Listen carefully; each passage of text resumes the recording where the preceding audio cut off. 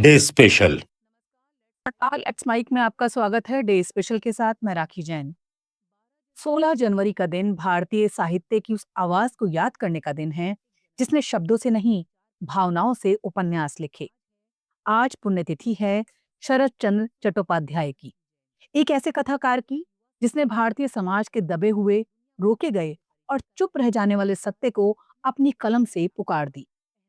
शरत चंद्र वो लेखक थे जिन्होंने कहा नहीं, महसूस कराया, जिन्होंने लिखा नहीं, जिया, और जिन्होंने पात्र नहीं गढ़े बल्कि उन लोगों को आवाज दी जिन्हें समाज अक्सर अनदेखा कर देता था। शरत चंद्र चट्टोपाध्याय ने जिस युग में लिखा वो भारत के लिए उग्र राजनीतिक संघर्ष और गहरे सामाजिक परिवर्तन का समय था। बाहरी दुनिया आजादी की लड़ाई लड़ रही थी, पर घरों और गलियों के भीतर एक और लड़ाई जारी थी, स्त्री की, समाज की, प्रेम और सामाजिक मर्यादाओं की। शरत चंद्र की कहानियां इसी भीतर के संघर्ष को उजागर करती हैं। खुद गरीबी से जूझ कर उठे, उन्होंने उन दुखों, उन आशंकाओं और उन सपनों को बेहद सहजता से समझा जो उनके पाठकों के जीवन का हिस्सा थे। उनके उपन्यासों में कथा से ज्यादा जीवन की नाड़ी बहती है। देवदास, परिणीता, श्रीकांत, चरित्रहीन, दत्तात्रेय, बड़ी दीदी, इन कहानियों में पात्र अपनी संवेदनाओं के साथ खड़े दिखाई देते हैं। उनके दर्द में सच है, उनकी गलतियों में इंसानियत है और उनके दिल में आक्रोश नहीं, गहरी पीड़ा है। शरत चंद्र ने कोई आदर्श समाज नहीं गढ़ा, उन्होंने वही समाज दिखाया जिसे हम छूकर महसूस कर सकते हैं। देवदास उनकी सबसे चर्चित रचना है, लेकिन इसे केवल प्रेम कहानी कहना इसकी गहराई को कम कर देना है। देवदास उस मनोविज्ञान का प्रतीक है जब समाज प्रेम को स्वीकार नहीं करता और व्यक्ति खुद को नष्ट कर डालता है। पारो विद्रोह है, चंद्रमुखी स्वीकृति, और देवदास उस संघर्ष का नाम है जो उस समय के युवा मन में अक्सर उमड़ता था। ये उपन्यास आज भी इसलिए जीवित है क्योंकि ये प्रेम की त्रासदी नहीं, समाज की कठोरता की कहानी है। परिणीता एक और मिसाल है, जहां शरत चंद्र ने स्त्री को उसकी भावनाओं से आगे उसके संघर्ष और आंतरिक शक्ति के साथ प्रस्तुत किया। ललिता केवल प्रेमिका नहीं, वो आत्मसम्मान की प्रतिमा है, जिसके प्रेम में श्रद्धा है, लेकिन उसमें अपना अस्तित्व बचाए रखने का साहस भी छिपा है।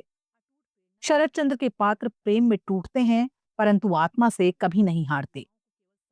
और जब हम चरित्रहीन की बात करते हैं, तो पता लगता है कि लेखक कितना आगे का सोचने वाला था। उन्होंने समाज द्वारा महिलाओं पर लगाए गए तंबों को चुनौती दी। किसके चरित्र पर उंगली उठाई जाए और क्यों? इस सवाल को उन्होंने पूरी शिद्दत से पूछा। उसमें नैतिकता से अधिक पाखंड उजागर होता है। शरत चंद्र ने पूर्वाग्रहों की चूलें हिला दी, क्योंकि उन्होंने समाज को उसकी ही आंखों से दिखाया। कहते हैं शरत चंद्र के लेखन में स्त्रियां केंद्रीय हैं, और ये सच है, लेकिन इससे भी बड़ा सच ये है कि उनके भीतर स्त्री का संघर्ष हमेशा मानव संघर्ष के रूप में उभरा।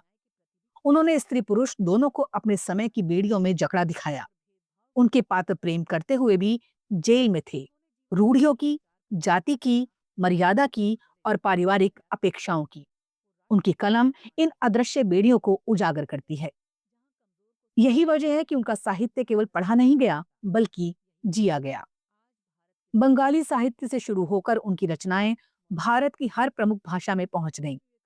गांव कस्बों से लेकर महानगरों तक लोग उनके पात्रों में अपना चेहरा देख लेते थे।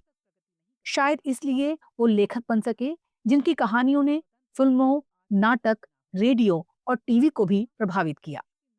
देवदास जितनी बार पर्दे पर उतरा, उतनी बार उसकी त्रासदी ने नया अर्थ लिया। इसका कारण कहानी की अनश्वरता है। शरत चंद्र चट्टोपाध्याय का साहित्य हमें सिखाता है कि कहानियां तख्त नहीं बदलती, लेकिन दिल बदल देती हैं, और जब दिल बदलता है तो समाज भी बदलने लगता है।